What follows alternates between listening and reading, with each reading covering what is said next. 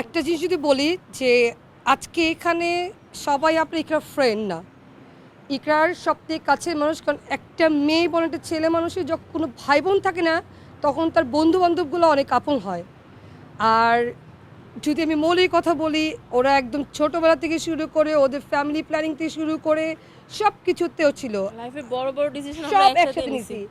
আমি যদি বলে থাকি ইকরার লাইফে যত রকমের যত কিছু হয়েছে, আপস অ্যান্ড ডাউন, যত কিছু হোক না কেন, ও সবসময় আমাদেরকে শেয়ার করে গেছে। সো ফ্রেন্ড সম্পর্কটা খুব লাইটলি আপনারা কেউ নেবেন না। কারণ সবার আগে বলি, ওর কোনো ভাই বোন ছিল না। ও ফ্যামিলি বড়, কাজিন বলেন যাই বলেন না কেন, ওর সব ছোটো ভাই বোন ছিল।